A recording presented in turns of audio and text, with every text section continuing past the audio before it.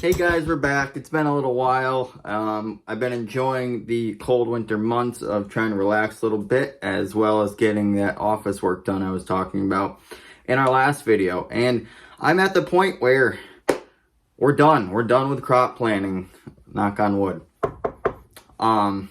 We pretty much made it to the end. We've gotten everything kind of buttoned up, figured out. We've gotten seed ordered, where things are going, where things are being planted, etc., etc. But I want to just explain and talk a little bit about that whole process. I know I did from the start and where I was going. Now I kind of want to show you what that finished product looks like. And again, I started crop planting back in like the first week of January. And you know, obviously I haven't been sitting at the office desk 8 hours a day for the past 5 or 6 weeks doing this. If I did that, I'd go crazy. Obviously, you know, plowing snow, relaxing, hanging out on the weekends, doing other chores outside, working in the high tunnels, working in the garage, that kind of stuff. So it's kind of been the in-betweens of, you know, mornings in the office or extra time at night when I want to sit down and really just kind of focus on this stuff. And to me, this is really fun. Personally, it's really fun versus sitting paying bills or something. But anyways, I kind of want to show you the quick Excel spreadsheets that I use, kind of how I set it up and how it works for me. So the first thing I start with is our greenhouse layout. The greenhouse is the first thing we start with in the new crop season. And that's where I start everything based off that. So right here, we start with greenhouse seeding plan for 2022. And this might be a little hard to read, and I don't want to explain it all, but you'll see here we have dates, we have the crop right here. Right here we have varieties. Yeah, varieties. And then we have the number of cell trays and the cell and the setting, and then any notes we're doing. So that's kind of how I lay this out, and I'll say that really quickly. So we've got the date, we've got the vegetable we're growing, we have the variety we are growing, we have the number of cell trays we're growing, and what cell tray we're using. So if we're using a 128 cell 1020 tray, which is usually our standard really across the board for many things, I'll have that written in here. Perfect example here, we have broccoli Eastern Magic 32 128 cell trays, and that is the first setting. And that is going to be seeded on 3/16/2022.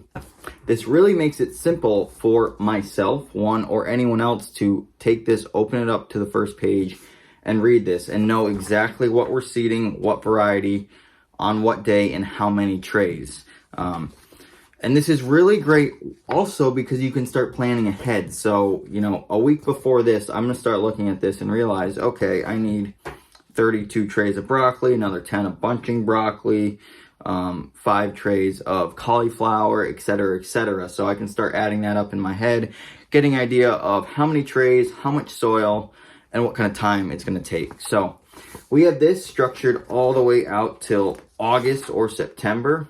8/18 is the last seeding date on this list before we transition into the other high tunnel crops. But this is where the Bible starts. And like I said, very simple Excel sheets. That is what works for me. Others, it could be much different. Next, we go into transplanting. That's kind of where I start next. Everything in the greenhouse gets transplanted into the field, no matter what, unless we have a failure or things get missed, etc. But this basically mirrors this. You can see right here, says Bardwell Farm 2022 transplanting calendar. So this is basically a spitting image of what the greenhouse is week per week, just set up differently. And how this one's set up, pretty similar but different, is we have the date, we have again the crop, we have the varieties, the setting number again, and then this is where it gets a little different. This one is row feet needed. So how many bed feet do I need per setting per crop? Because we are a diversified vegetable farm, there are multiple settings of different vegetables being planted week after week. And This really helps me determine how many bed feet I need to prep for our planting in the field. A lot of stuff we do it at like a 200-foot bed or a 400-foot bed on succession planting things. So right here again, broccoli, Eastern Magic, the first setting is going to be 9 beds at 200 feet. And I even put in here what spacing these are going to be planted at. So this broccoli is going to be planted at 12 inches. And I know that this is going to be a double rowed bed. And what that means is there's going to be 2 rows in that bed versus 3 or 4 or 1. That's just something mentally I know. This year we incorporated a 3rd unit into our transplanter, which we will see come springtime. We're going to do some awesome videos on that. But I wrote in here, because it's the first time we're doing that, I wrote in here 3 rows per bed. That way I know, that way someone else looking at this knows this isn't the standard anymore, okay? You know, X amount of crops, lettuces, kales, these are all going to start getting planted at a 3-row versus 2-row per bed. Our beds are 6 feet, 36 inches on center, from row to row, 18 inches if we were doing 3. So that's kind of mental math. I love having the note section for stuff like that. We use paper pot transplanters, so I can throw that in there saying, hey, this is a 4-inch paper pot, different lengths. One other vital thing I want to talk about is that we put the field name in here. If you can look right here, we have the field name. So we're working with 13 to 15 different fields around town, which can get pretty crazy to remember what's where and what's going where. So every setting is assigned to a field. That way we know next week or the coming weeks what's going to be planted where. That is really huge to me. It takes the brain thinking out of field prep, fertilizing, planting for planting, and everything down the line. It's just easier. So that's the next step. Like I said, those go hand in hand. The next thing that I do, I guess my 3rd step, is I work on direct seeded crops only. That has its own section. It is its own animal in a way, different tools and implements based off that. This one's pretty small because we do a lot of transplanting versus direct seeding when it comes to a variety of things. But again, a very simple Excel sheet here. We have the date, the crop, the variety, the setting, the field name. So those are all pretty much the same across the board.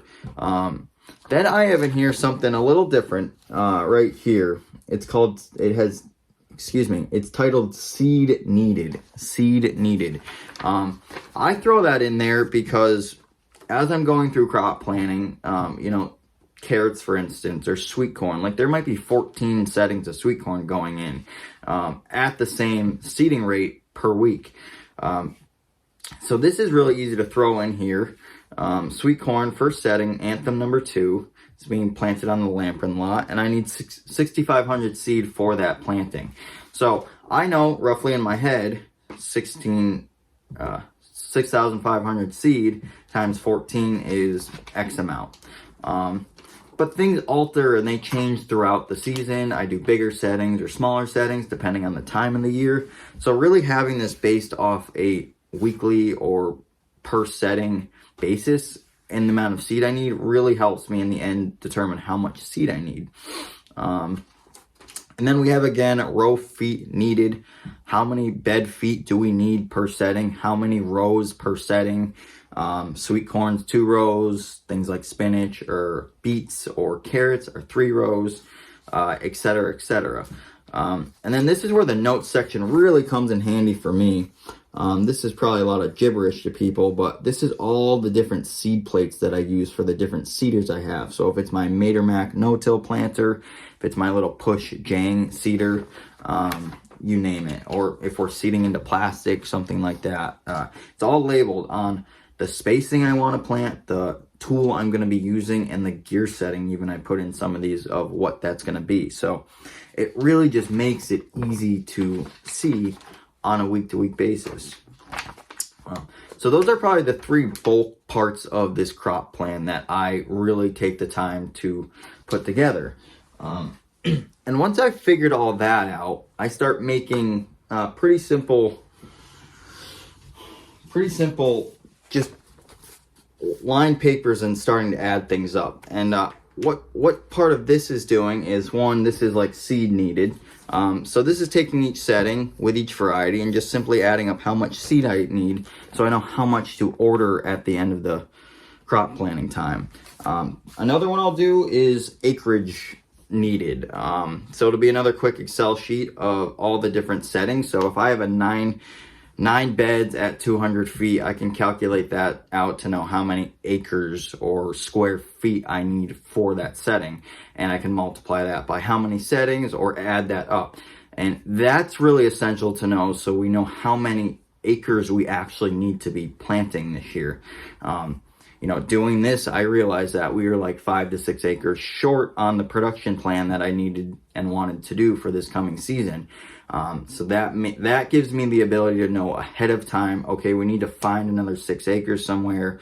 We need to get creative with our crop rotation, you know, do multiple plantings in certain fields, etc., etc. So I think right now we're still about 3 acres short, but we're going to make it work and play with it, because we do have a lot of succession things going week after week. The next thing I do, which I've kind of started to steer away from this a little bit, but I try to do some kind of field layout per field, over all the fields, over all the different crops. And this entails more of like what things are being planted in inches, how many bed feet, again, more streamlined into the varieties. If we're laying plastic for certain things, if things need to be staked or trellised throughout the season, that I can think can be pretty beneficial. At this point, I know a lot of what's being laid with what. I also put that in the notes in the different sections. So in the transplanting section or the direct seeded section, I have that written in there. I have things bolded in there. That way they kind of pop out as I'm looking at this week to week. Because what I wrote now, I'm not going to remember why I did that or when, 3 months down the road, 5 months down the road. And I guess that's one big thing I'll say, is that like I really try to take a lot of time in this, and then there'll be a lot of things I second guess myself with, you know, a couple months down the road. But I really got to trust myself that I took the time in the winter to set this up and make it work. And there's a reason I did it that way. And so I've kind of learned that over the past couple of years of like, just open it up, read it, and do what it says. And that's really the goal of this, is just to have a dummy book that you can open up, you can read it line by line, and it should tell you exactly what needs to get done on that week or that given time. And that's it. No more brain thinking into it. At that point, it's the functionality of like, let's do it, let's get it done. All right, now comes pretty pictures, which to me, I'm a really image focused person. I learn by doing that kind of stuff.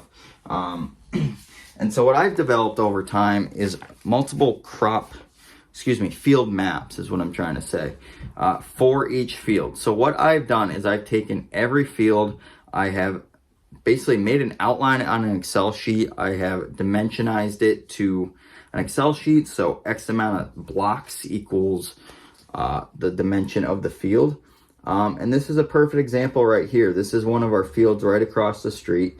I have right here the name of the field, the acreage, the date, how many blocks equal a certain amount of feet. So this is all to scale, which makes it really helpful.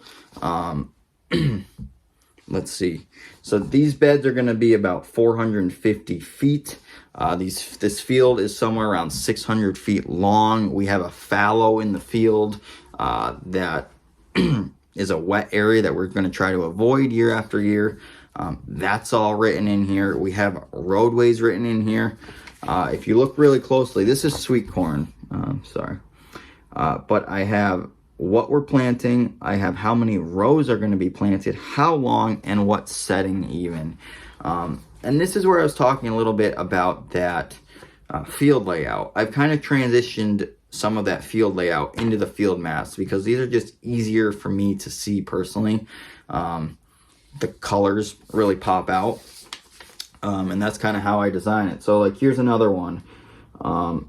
Quite simple. The brown areas to me are roadways. The green areas are different succession plantings of stuff. Like you got a yellow over here and a pink over here. I kind of try to color code things to what I'm actually growing. So the pink over here are flowers. Someone might think that as like an eggplant or whatnot. Just going through a couple different ones here so we can kind of get an idea. This one again, sweet corn, yellow. It's easy. I got some roadways in there, but all the dimensions are in here, which is really, really helpful.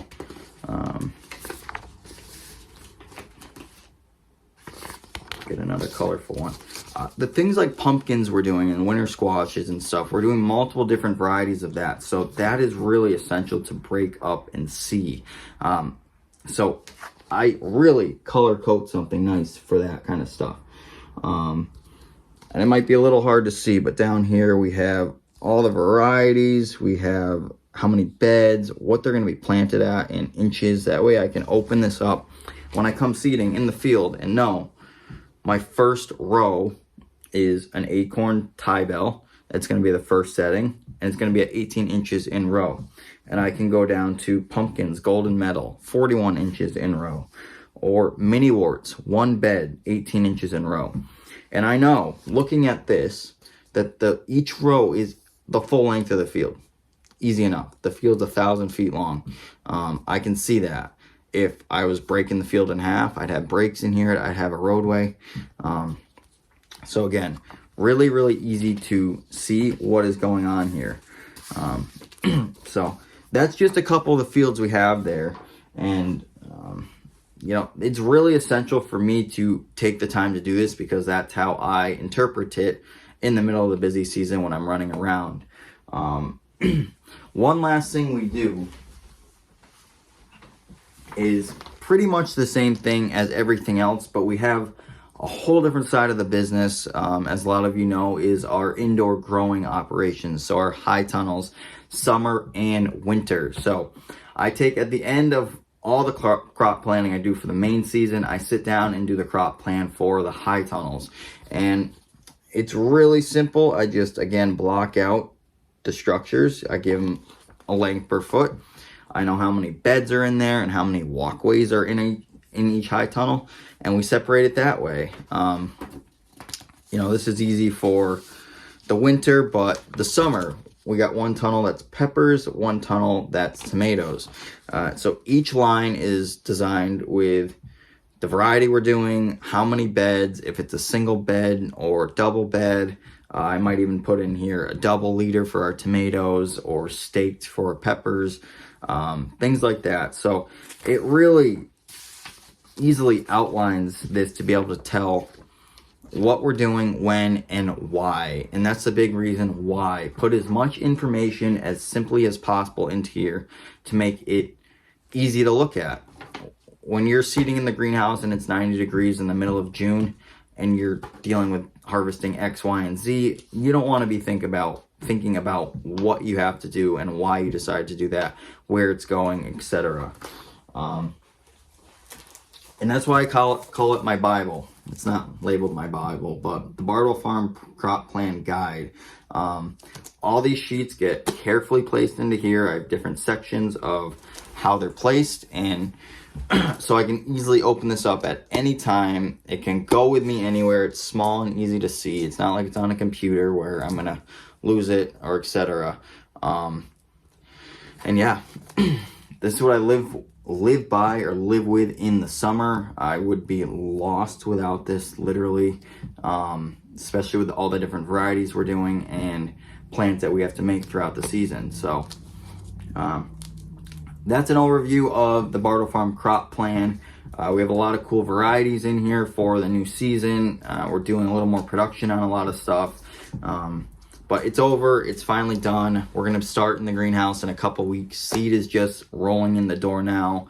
So we're close. And we got one more thing done for the start of the season. And now we can go play in the garage. So thanks for watching, everyone. If anyone has questions or wants to see a little bit about how I do this, I don't mind sharing. It's really simple Excel sheets. So I can throw little examples out if anyone is interested in more of an up close version of how I design this. But yeah, thank you for watching. If you like this video, please subscribe below and hit the like button. Look out on our social media platforms, on our Facebook, Instagram, and Twitter for more upcoming news on what's going on for the 2020 season. For the 2022 season. So take it easy.